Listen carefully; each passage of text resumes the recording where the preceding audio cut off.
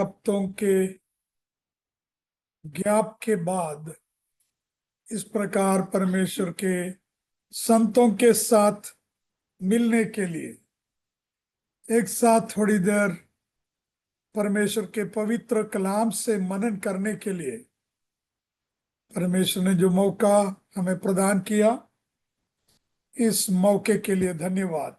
प्रभु को धन्यवाद। प्रिय भाई लोग जो इस कार्यक्रम को आयोजन करते हैं, उनको भी तहे दिल से मेरा धन्यवाद। प्रभु की दया से आज आपके सामने बैठने के लिए सेहत प्रभु ने दिया है, ताकत प्रभु ने दिया है। धन्यवाद देते। बीच बीच में बीमार होते हैं, जैसा भाई राजेंद्र ने याद किया। वयोवृद्ध होने के बावजूद भी गाड़ी चलाते हैं। गाड़ी चलाना इतनी मुश्किल की बात नहीं जितना परमेश्वर का वचन बोलना। इतना वृत्त तो है नहीं है ब्रदर। सही बात है, सही है। क्योंकि ये महत्वपूर्ण बात है। बहुत तैयारी चाहिए, आत्मा से भरा हुआ रहना चाहिए। इसलिए आप राजेंद्र ब्रदर वगैरह हमें भोपाल में मिले हमसे। एक्चुअली नागपुर से भोपाल 375 किलोमीटर्स है। उसका एग्जैक्टली आधा मैंने चलाए, आधा अपने साथ में जो भाई आए, भाई ने चलाई। और प्रभु की इच्छा में कल हम पाडर को जा रहे हैं, बैतूल से थोड़ा आगे।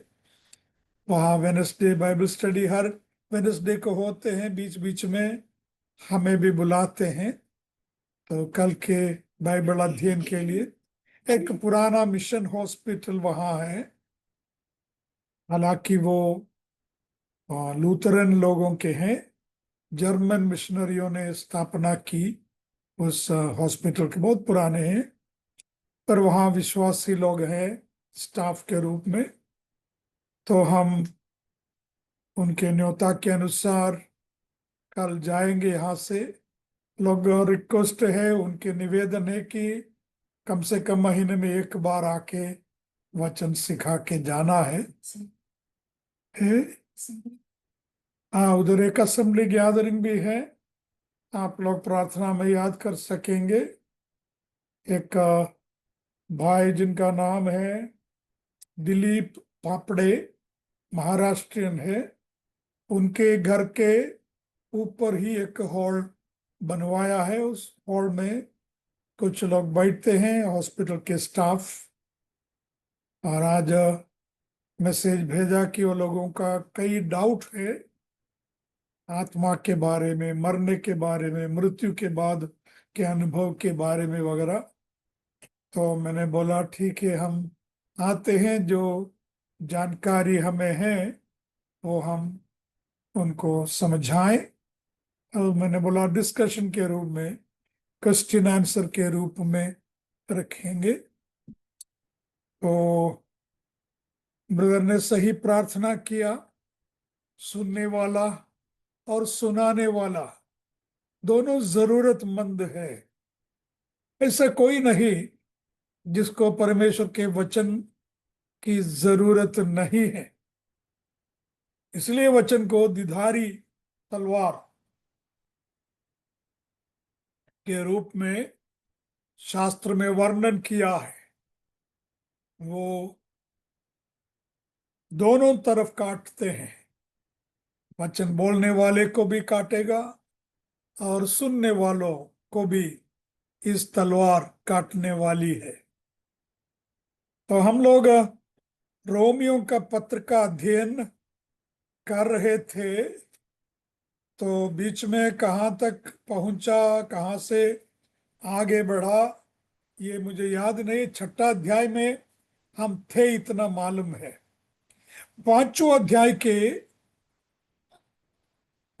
अध्याय के आखिरी पदों को गौर करके हम छठा अध्याय में जाएंगे। क्योंकि कितने लोग जानते हैं बाइबल का इस प्रकार अध्याय वचन वगैरह ओरिजिनल में नहीं था। ओरिजिनल मैन्युस्क्रिप्ट अगर देखें, कॉपी म्यूजियम में वगैरह रखे हैं, वाक्यों के बीच में फुल स्टॉप भी नहीं है, वचन के बीच में फुल स्टॉप भी नहीं है, और शब्दों के बीच में गैप भी नहीं है, स्पेस भी नहीं है। तो पर परमेश्वर की दया से पंडितों ने उसको पढ़ के अलग अलग वाक्यों के रूप में उसको, जहां फुल स्टॉप की जरूरत है फुल स्टॉप डाले, कोमा की जरूरत है कोमा डाले, पैराग्राफ डिवाइड करना है डिवाइड किए हैं। और चैप्टर्स के डिवीजन हुआ है 13वीं सदी में, यानी प्रभु यीशु के 1300 साल के बाद ही बाइबल में अलग अलग अध्याय के रूप में पुस्तकों को बांटे गए।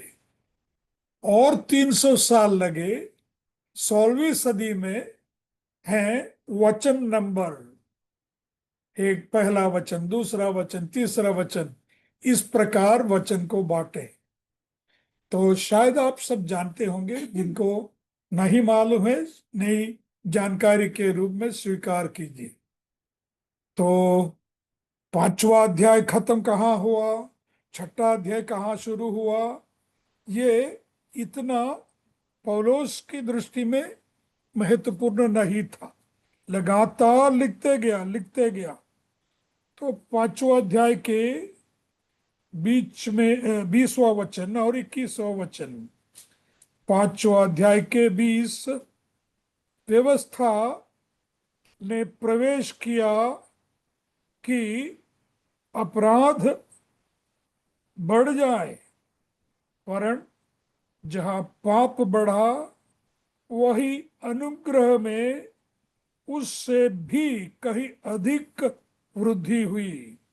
21, कि जैसे पाप ने मृत्यु में राज्य किया, वैसे ही अनुग्रह भी धार्मिकता में हमारे प्रभु यीशु मसीह के द्वारा अनंत जीवन के लिए राज्य करे। ऐसे ही पांचवा अध्याय खत्म हुआ। छठा अध्याय के कुछ वचन हम पढ़ेंगे। अभी मैं पढ़ूंगा जो नया अनुवाद बाइबल का हमारे ही देखरेख में किया गया है, उसका फाइनल चेकिंग एडिटिंग हम ही कर रहे हैं। तो उसमें और भी कुछ दुरुस्ती हो सकते हैं। फिर भी मैं पढ़ूंगा छठा अध्याय के कुछ वचन फ्रॉम द बिगिनिंग, नया अनुवाद से। तो फिर हम क्या कहें? क्या हम पाप करते जाएं कि अनुग्रह बहुत होता जाए? नहीं, बिल्कुल नहीं। ये कैसे संभव है कि हम जो पाप के प्रति मर चुके हैं उसी में जीते रहें? कहीं तुम इस सच्चाई से अनजान तो नहीं कि हम सभी जो मसीह यीशु में बपतिस्मा ले चुके हैं, उनकी मृत्यु में बपतिस्मा लिए हुए हैं? इसलिए मृत्यु के बपतिस्मा में हम उनके साथ दफनाए जा चुके हैं, कि जिस प्रकार मसीह पिता के प्रताप में मरे हुओं में से जीवित किए गए, हम भी जीवन की नवीनता में व्यवहार करें। पांचवा वचन, यदि हम मसीह यीशु की मृत्यु की समानता में उनके साथ जोड़े गए हैं, तो निश्चित ही हम उनके पुनरुत्थान की समानता में भी उनके साथ जोड़े जाएंगे। हमें यह मालूम है कि हमारा पहले का मनुष्यत्व मसीह यीशु के साथ ही क्रूसित हो गया था, कि हमारे पाप का शरीर निर्बल हो जाए और उसके बाद हम पाप के दास न रहें। क्योंकि जिन व्यक्ति की मृत्यु हो चुकी, वह पाप की अधीनता से मुक्त हो चुके हैं। अब यदि मसीह के साथ हमारी मृत्यु हो चुकी है, हमारा विश्वास है कि हम उनके साथ जीवित भी रहेंगे। हम ये जानते हैं कि मरे हुओं में से पुनरुत्थित मसीह की मृत्यु अब कभी नहीं होगी। उन पर मृत्यु का अधिकार नहीं रहा। उनकी यह मृत्यु हमेशा के लिए पाप के प्रति मृत्यु थी। अब उनका जीवन परमेश्वर अब उनका जीवन परमेश्वर से जुड़ा हुआ जीवन है। इसलिए आप लोग भी स्वयं को पाप के प्रति तो मरा हुआ, परंतु मसीह यीशु में परमेश्वर के प्रति जीवित समझिए। शायद यहां मैं पॉज बटन क्लिक करूंगा। जैसा मैंने कहा, पौलुस ने जब लिखा, इतना ज्ञान से, इतने उमंगों से उनका दिल उभर रहा था कि कहाँ स्टॉप करना है, कहाँ रुकना है, उनको मालूम नहीं है। परमेश्वर का पवित्र आत्मा ने इतने गहरा ज्ञान से अपना प्रिय दास को भर दिया है। तो पूछ रहे हैं, तो फिर हम क्या कहें? पाप करते जाए कि अनुग्रह बहुत होता जाए? आर्ग्यूमेंट के तरफ, एक कोर्ट के जो आर्ग्यूमेंट, वाद विवाद के रीति में पौलुस यहां ऐसी एक स्टाइल हम तीसरा अध्याय में भी हमने देखा। अभी यहां भी छठा अध्याय में भी एक दूसरा ऐसे ही वाद विवाद के, क्वेश्चन आंसर के स्टाइल में पौलुस शुरू कर रहे हैं। मैंने शायद बोला होगा, ये क्वेश्चन सारा इंग्लिश में बोलते हैं रेटरिक क्वेश्चन है। रेटरिक क्वेश्चन मतलब जिसका उत्तर, जिसका जवाब सुनने वालों को भी मालूम है। क्या हम पाप करते रहे? जरूर आप भी बोलेंगे नहीं, कभी भी नहीं। इस प्रकार के सवालों को बोलते हैं रेटरिक क्वेश्चन, जिनको लिखना है RHETORIC, रेटरिक क्वेश्चन।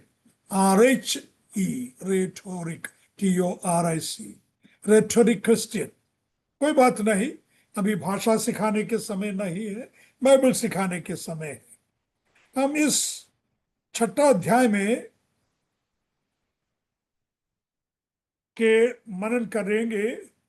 तो पौलुस ने क्या किया है, पहला से 5 अध्याय तक, वो थोड़ा मतलब अभी पहला अध्याय से 5वां अध्याय तक देखने के वक्त नहीं है। सो इन चैप्टर्स 1 to 5, 1 से लेकर 5 तक, पौलुस ने ये बात, ये सच्चाई हमारे सामने प्रस्तुत की कि वी आर डेड इन सिन, हम पापों में मरे हुए हैं। 1 to 5 और 6, 7, 8 अध्याय हम बाद में आखिरी में प्रभु की इच्छा में पूरी किताब के एक आउटलाइन दूंगा। अभी 6, 7, 8, एक बार और मैं बोलूंगा, 1 से 5 तक उसने हमको बताया, दर्शाया कि वी आर डेड इन सिन, हम पाप में मरे हुए हैं। 6, 7, 8 हमें बता रहा है we are dead to sin. बहुत ही फर्क है। इंग्लिश में इनको प्रीपोजिशंस बोलते हैं, इन, टू, फ्रॉम, एटसेट्रा। तो एक पहला हिस्से के प्रीपोजिशन है इन, वी आर डेड इन सिन, पापों में मरे हुए हैं। 6, 7 अध्यायों में पौलुस बता रहे हैं कि हम we are dead to sin, पापों के लिए मरे हुए हैं। 1 से 5वां अध्याय हमें बता रहे हैं कि हम यद्यपि पापों में मरे हुए थे, पाप की सजा से छुटकारा पाए हुए लोग हैं। We are free from the penalty of sin. 6, 7, 8 हमें बता रहे हैं कि we are free from the power of sin. उद्धार के 3 कालों के विषय में पिछले मर्तबा भी मैंने बोला है। उद्धार का 3 काल, यानी अतीत काल यानी भूतकाल, वर्तमान काल और भविष्य काल, उद्धार के पाप के रिश्ते में है। पाप के संबंध में इन 3 कालों को एक महत्व है।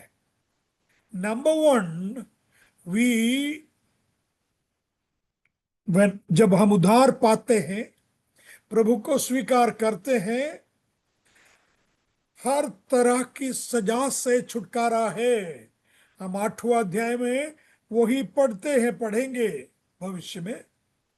Now there is no condemnation for those who are in Christ Jesus. जो मसीह यीशु में है उनके ऊपर कोई दंड की आज्ञा नहीं है। So we are saved। उद्धार के रिश्ते, पाप के संबंध में उद्धार क्या है? Number 1, we are saved from the penalty of sin। पाप की सजा से हमेशा के लिए। संसार के लोगों के सबसे बड़ा डर क्या है? सबसे बड़ी भीति क्या है? एक दिन मुझे सृजनहार के सामने खड़ा रहना पड़ेगा, तो मैं क्या जवाब दूं? जन्म से लेकर अब तक मैंने जो पाप किया है, इन पापों के सारी लेखा परमेश्वर के सामने है। उन लेखा को अगर परमेश्वर ने पढ़ के देखे तो मेरी क्या हालत होगी? यही डर है। पर प्रेज गॉड, जितनों ने परमेश्वर प्रभु यीशु मसीह पर विश्वास किया है, यीशु मसीह का उस प्रायश्चित बलिदान के ऊपर विश्वास किया है, उन्हें पाप की सजा के बारे में डरने की कोई जरूरत नहीं है। सारा पाप मिट गया, सारा पाप धुल गए। So we have been redeemed, we have been saved from the penalty of sin, पाप की सजा से। फिर इस संसार में हम रहते हुए, वो 6 से 8 तक अध्याय हमें बताते हैं, we are being saved from the power of sin. First is penalty of sin, सजा। सेकंड है पाप की शक्ति। We are being saved from the power of sin. पाप के हमारे ऊपर में जो स्वामित्व है, जो शक्ति है, जो दबाव है, उससे परमेश्वर हमें बचाते रहता है, which is also known as sanctification. Sanctification, इनके बारे में हम देखेंगे आने वाले दिनों में।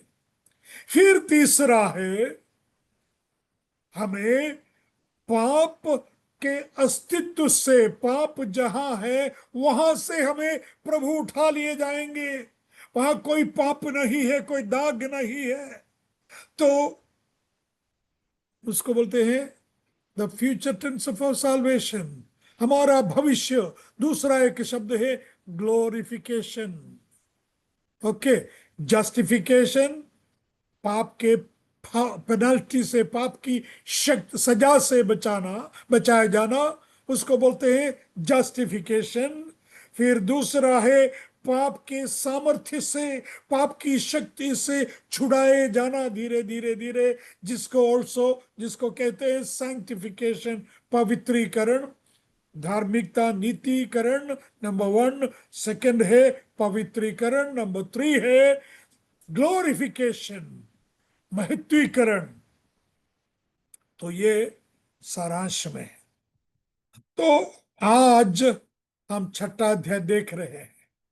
सबसे पहले पौलुस पूछते हैं, क्या शाल पीपल लोग लोग ऐसे पूछेंगे क्या, जहां पाप बढ़ा है, हमने पाप किया, परमेश्वर ने उतना अनुग्रह ऊपर से उंडेल कर, करुणा उंडेल कर हमारे पापों को धो डाला, तो परमेश्वर से ज्यादा ज्यादा ज्यादा मुझे अनुग्रह मिलना है, तो मैं क्या करूं? ज्यादा ज्यादा मैं पाप करूं? हम्म, ऐसे कुछ लोग होंगे बोलने वाले, पर हम विश्वासी नहीं बोलते हैं। इंग्लिश में एन ओ क्या है? मेरे सुनने वाले सब जानते हैं नो क्या है। नो। तो क्या हम पाप करते रहे? जवाब नो, नो, नो। फिर दूसरा एक नो है इंग्लिश में, जो मुझे समझ सुनने वाले सब जानते हैं, के एन ओ डब्ल्यू। वो क्या है? वो भी नो है। तो नहीं, नहीं, नहीं पहले बोला, फिर जानो जानो जानो, और उसने ये छठा अध्याय में बोला, नोई, नोई, नोई। 3 से 5 तक पाप करते रहे, जवाब है नो, नो, नो। फिर क्या करे? 3 से 5 पढ़े, जानो, जानो, जानो। ठीक है, इंग्लिश में तो असल में मतलब अच्छा लगता है, no, no, no, no, N O N O N O. फिर के नो डब्ल्यू, कनो कनो कनो नहीं बोलते हैं इंग्लिश में, नो, नो, नो ही बोलेंगे। ओ जानो, जानो, जानो। 3 से 5वां अध्याय, 5वां वचन, एक जानो है। Don't you know? Know you not? तुम नहीं जानते हो? फिर 6 से 15 तक दूसरा, no you have liberation through Jesus Christ, the cross of Jesus Christ. यीशु मसीह के सलीब के द्वारा हमें आजादी है, इसको जान लो। तीसरा है, और जाना है प्रभु यीशु मसीह, know some things about Jesus cross. यीशु मसीह के बारे में, यीशु मसीह ने जो किया उसके बारे में और अधिक जानकारी प्राप्त करो। जान लो, जान लो, जान लो। ना, ना, ना, जान लो, जान लो, जान लो। 3 से 5 तक, know he not that so many of us, as we're baptized into Jesus Christ, were baptized into his death. Therefore, we are buried with him by baptism. बपतिस्मा लिए हुए लोगों के बारे में पौलुस यहां बता रहे हैं। मैं समझता हूं कि आप मेरे सुन रहे हैं, तो आप में से कईयों के, या मोस्ट ऑफ यू, आप लोगों ने बपतिस्मा लिया है। बपतिस्मा का अर्थ, सही मतलब क्या है, पौलुस यहां लिख रहे हैं। सही मतलब क्या है? प्रभु यीशु मसीह ने अपने शिष्यों को कहा, अपने शिष्यों से कहा, आखिरी में क्या कहा?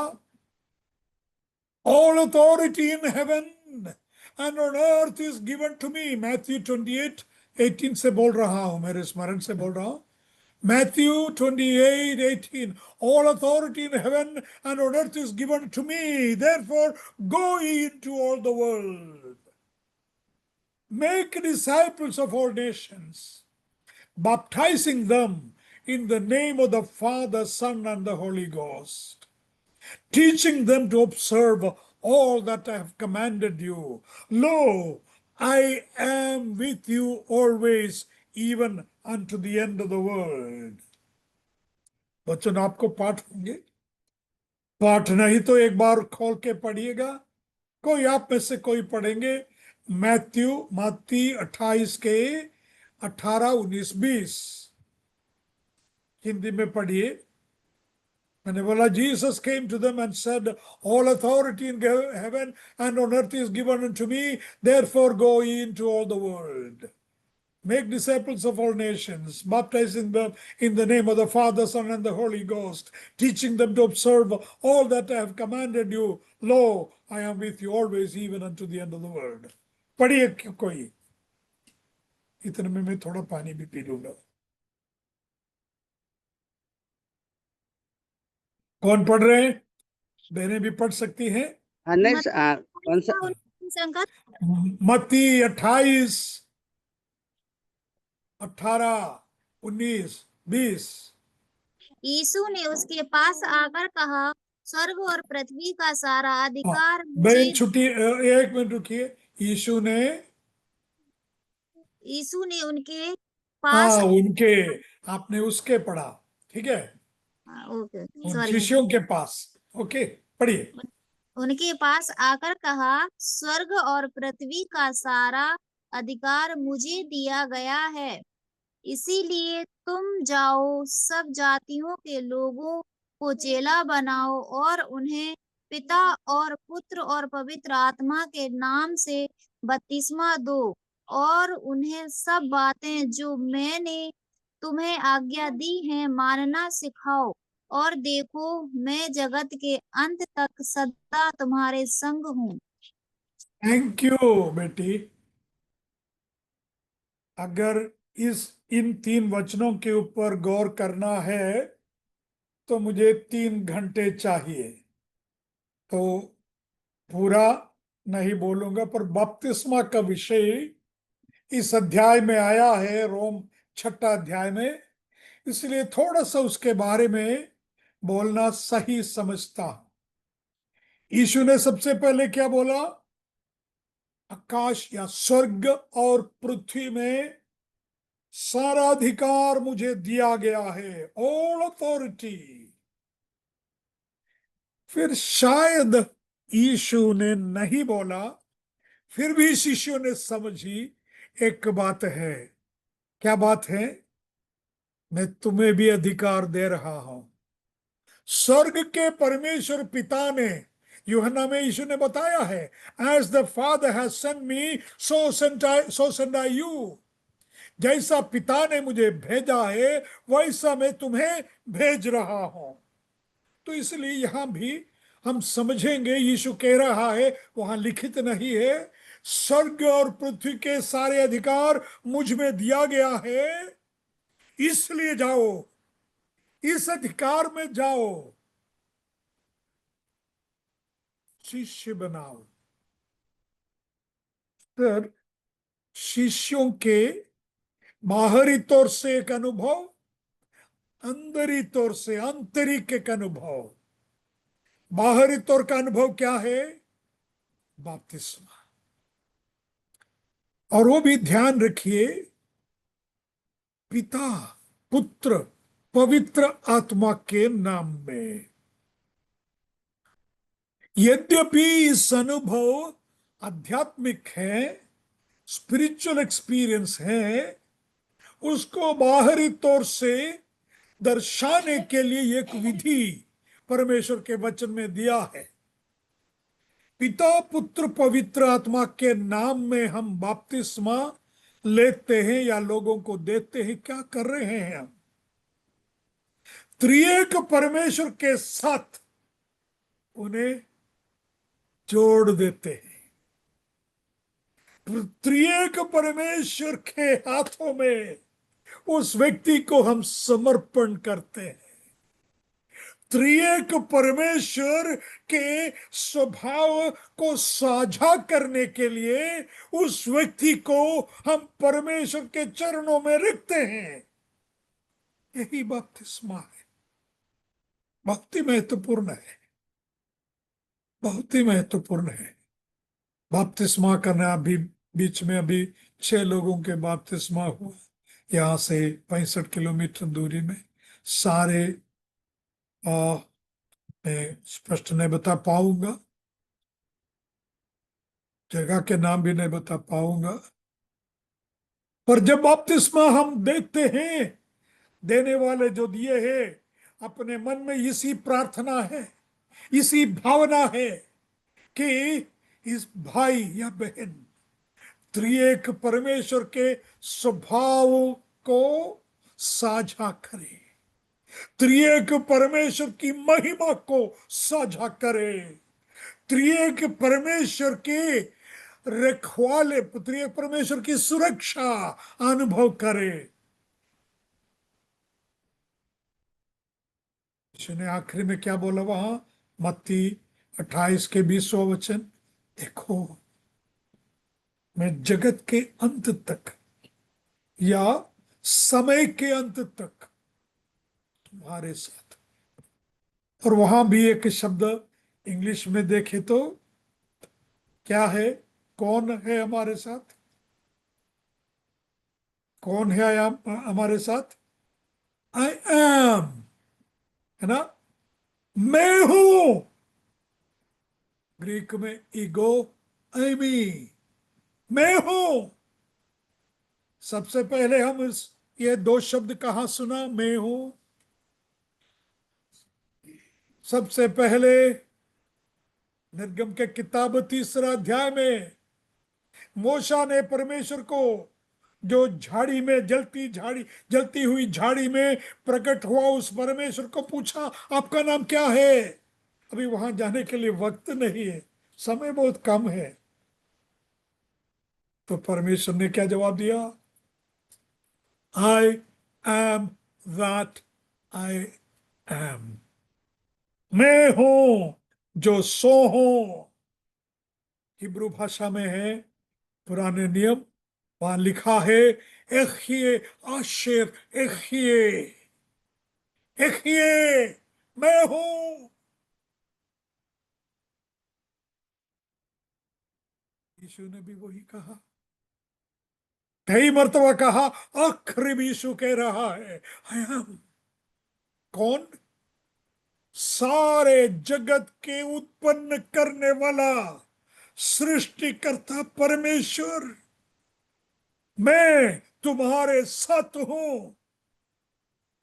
बपतिस्मा के द्वारा बपतिस्मा देने वाला व्यक्ति की अपेक्षा है परमेश्वर के सामने, और प्रार्थना है परमेश्वर के सामने, हे प्रभु जी, पिता पुत्र पवित्र आत्मा, आपके हवाले में हम कर रहे हैं इस प्रिय बंधु को, इस प्रिय भाई को, इस प्रिय बहन को। पौलुस ने कहा, पौलुस ने लिखा है कि यहां कि तुम जो जितनों ने बपतिस्मा लिया है, यीशु मसीह के मृत्यु में बपतिस्मा लिया, मृत्यु में उसके साथ जोड़े गए हैं।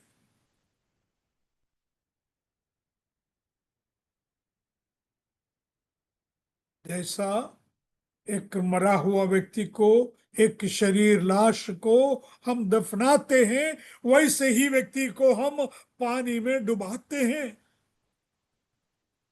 जैसा यीशु दफनाया गया, तीसरा दिन जी उठा।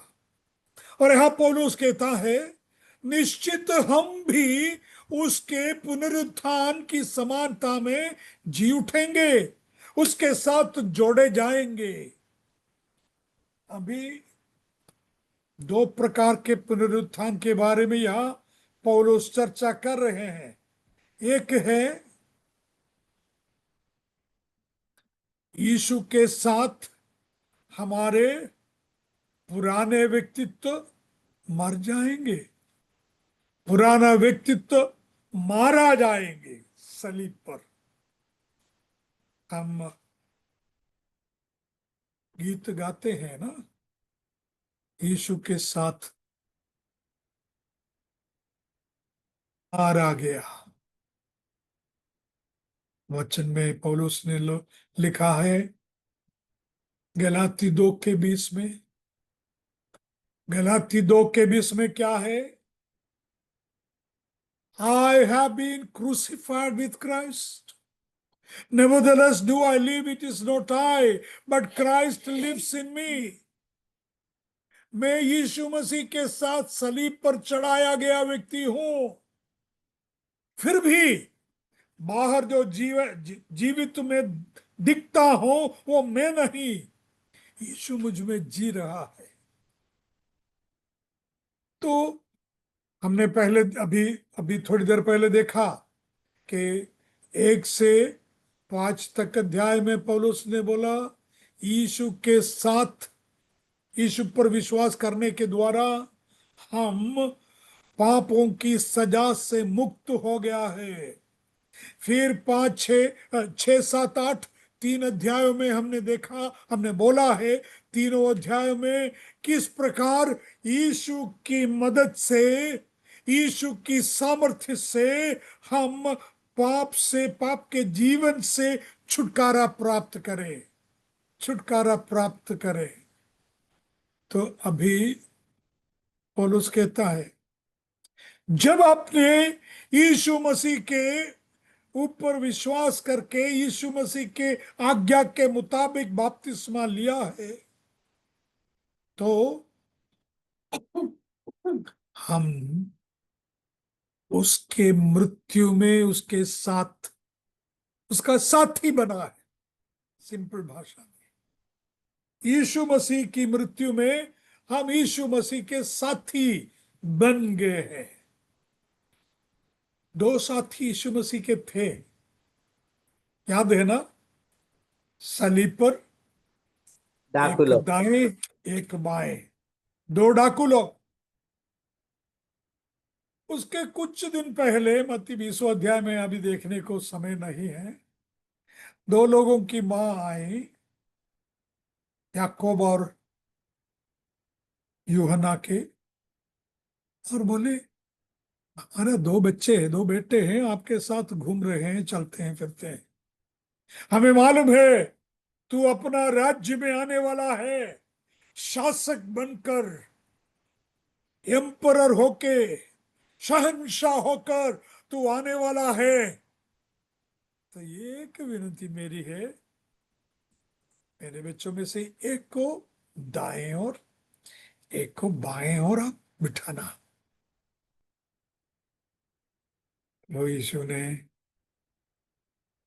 शिष्यों से पूछा क्या मैं जो बपतिस्मा लेने वाला हूं वो बपतिस्मा लेने को तुम तैयार हो? हाँ जरूर जरूर, कोई प्रॉब्लम नहीं है। क्योंकि उनको लगा जिस बपतिस्मा के बारे में यीशु ने तब कहा वो के बपतिस्मा है, पानी में डुबा जाने के, प्रभु आपके साथ में, आपके सिंहासन, आपके साथ सिंहासन में बैठने के लिए अगर बपतिस्मा लेना है तो 100 बार बपतिस्मा लेने को भी मैं तैयार हूं। याकूब ने, यूहन्ना ने कहा होगा। और यीशु ने जो बपतिस्मा के बारे में तब जिक्र किया तो वो एक दूसरा बपतिस्मा था। चंद दिनों के बाद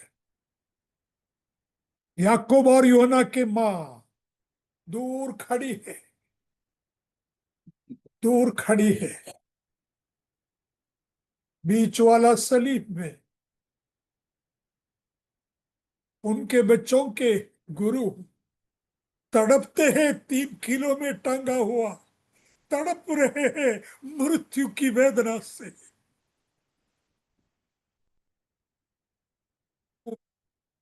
रहा है सिर से लेकर पैर तक खून की धारा बह रही है।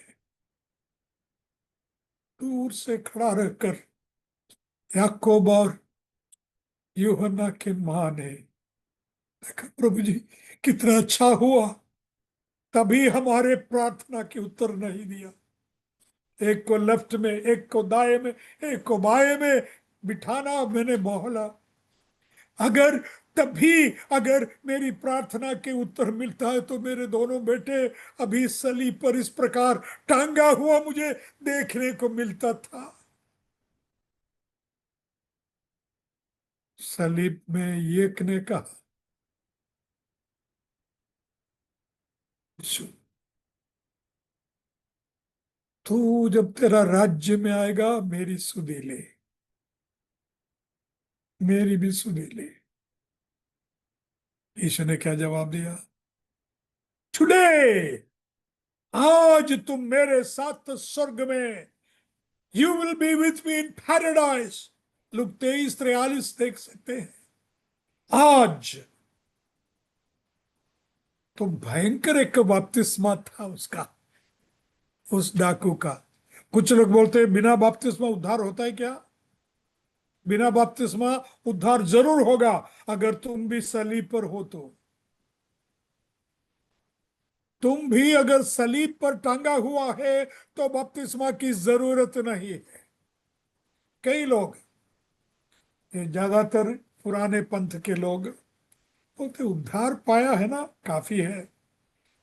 सही है, विश्वास के द्वारा उद्धार पाता है, केवल विश्वास। एफिस 2:8, विश्वास अनुग्रह से ही, विश्वास के द्वारा तुम्हारा उद्धार हुआ है। पर ये जो उद्धार, ये जो विश्वास, उद्धार पाने के विश्वास क्या है? हे यीशु, मेरे जीवन में तेरे चरणों में रख रहा हूं, आप जो भी कहें वो मानने को मैं तैयार हूं, तेरे वचन को अनुसरण करने के लिए मैं तैयार हूं बोल के जीवन को पूरी तरह यीशु के प्रभुता के सामने रख देना, वही है विश्वास।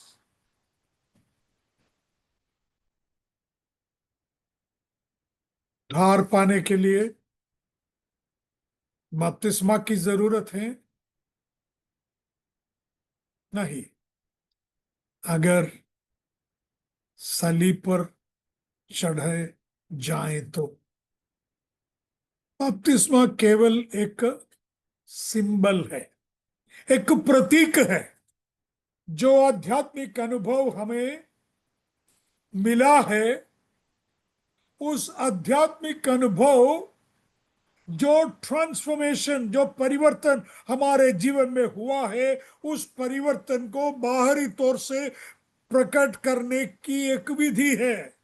मैंने बोला, पिता पुत्र पवित्र आत्मा के संग में आप एकजुट होने के, आप उनकी महिमा में, महिमा को साझा करने के लिए, उसी के लिए बुलाया भी। ठीक है।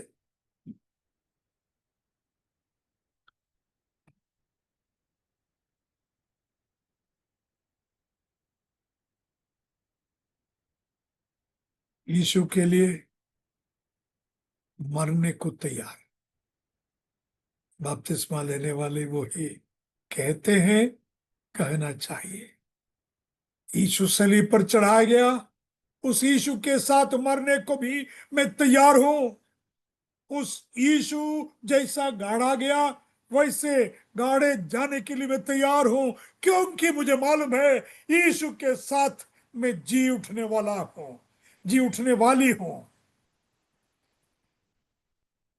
एक कहानी सुनी है, चक कोल्सन, जिसने प्रिजन मिनिस्ट्री शुरू किया है, उनकी किताब में वर्णित है कहानी। केजीबी, केजीबी यानी रशिया के, रूस के सीक्रेट जासूसी सेना का नाम है केजीबी। तो वहां आपको शायद मालूम होगा, कलीसिया के रूप में आपको बैठना है, आराधना करना है, कलीसिया रजिस्ट्री किया हुआ होना चाहिए। अभी इंडिया में भी ऐसे हो रहे हैं, हमारे इधर महाराष्ट्र में जबरदस्ती बहुत बातें हो रही, सारा मैं आपको नहीं बताऊंगे।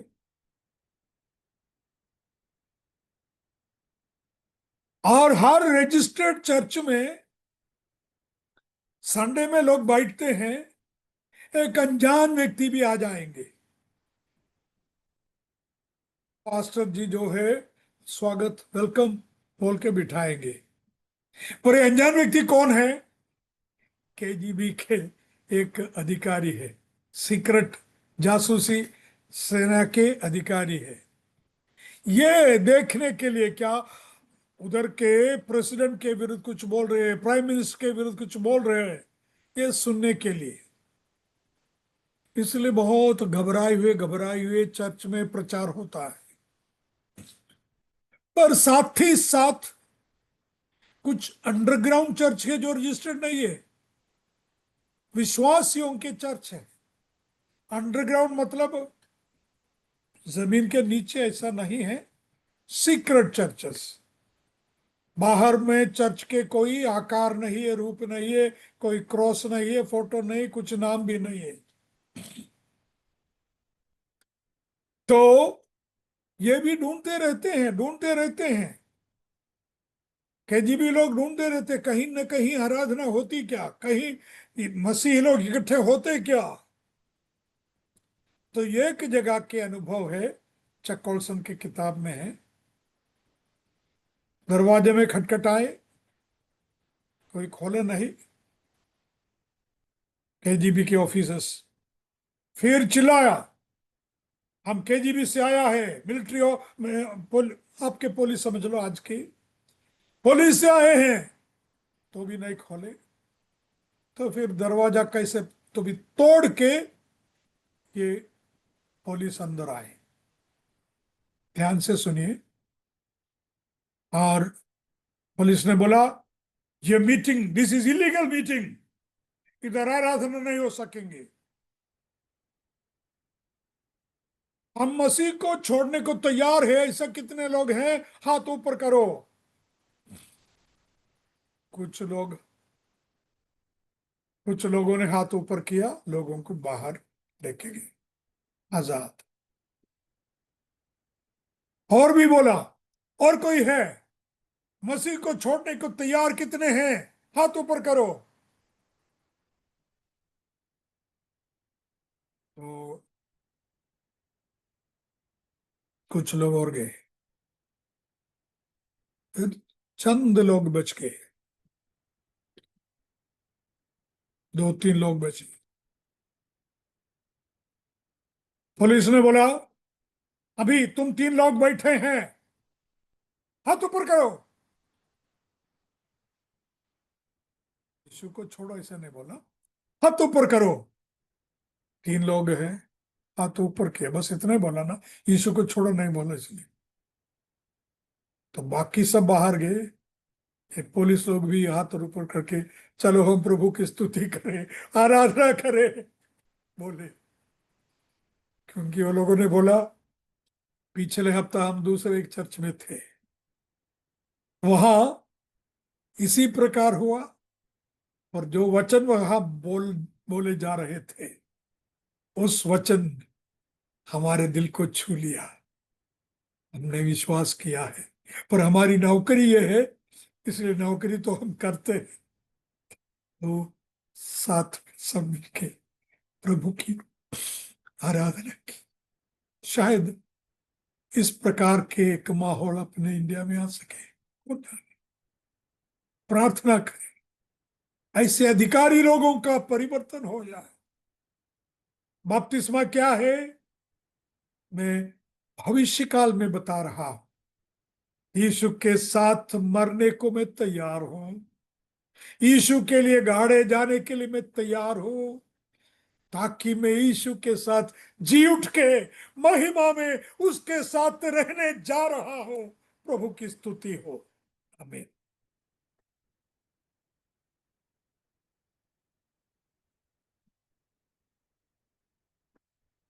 राजेंद्र भाई, और थोड़ा समय है, पर मुझे लगा कि यही समाप्त करना अच्छा रहेगा।